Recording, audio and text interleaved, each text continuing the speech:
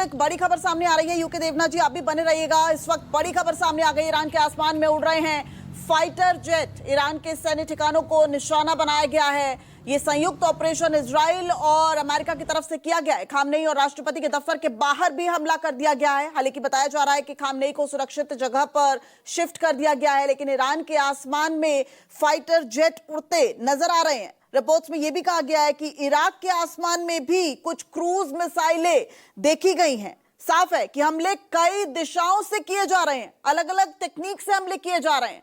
और जिस तरीके से हमारे एक्सपर्ट्स बता रहे हैं, हमारे वरिष्ठ सहयोगी संजीव त्रिवेदी बता रहे हैं, उससे साफ है कि ये एक पूरी रणनीति बना के हमला किया गया है। सिर्फ अमेरिका टाइम बाय करने की, टाइम किल करने की कोशिश कर रहा था। वो एक तरफ ईरान से बात भी कर रहा था, लेकिन वो रणनीति भी बनाता नजर आ रहा था। और ये तस्वीरें देखिए किस तरीके से धुएं का गुबार पूरी तरीके से यहां पर नजर आता दिख रहा है।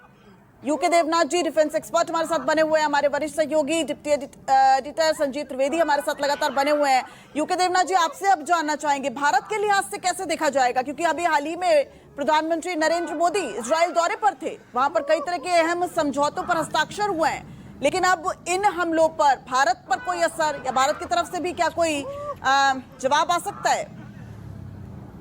दिव्या, डेफिनेटली भारत जो है ऐसे युद्ध में हमेशा एक तटस्थ यानी न्यूट्रल भूमिका अदा करना चाहेगा। डेफिनेट बात है कि विदेश मंत्रालय से एक बहुत ही केयरफुली बनाया हुआ स्टेटमेंट रिलीज होगा, जिसमें हम उभय पक्षों से यानी इस तरफ अब इजराइल और अमेरिका से और उस तरफ ईरान से हम रिक्वेस्ट करेंगे। ख्वाहिश हम भारत सरकार की ये रहेगी कि उभय पक्ष जो है इन हमलों को तुरंत रोक दे और आपसी जो मनमुटाव है या जो थ्रेट एरियाज हैं उनको बातचीत के जरिए सुलझा ले।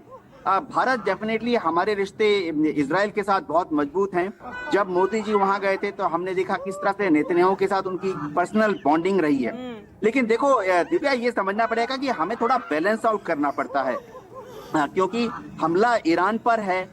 जाहिर बात है कि अरब देश के जो आम नागरिक हैं, चाहे शिया देश हो चाहे सुन्नी देश हो, जो वहाँ अरब मुल्क हैं, वहाँ जो आम नागरिक हैं उनकी संवेदना, उनकी जो सहानुभूति है वो ईरान के साथ रहती है। तो भारत सरकार नहीं चाहेगी कि हमारी तरफ से कोई भी ऐसा बयान या कोई भी ऐसा इशारा जाए जिसमें अरब मुल्क को लगे कि भारत जो है वो इजराइल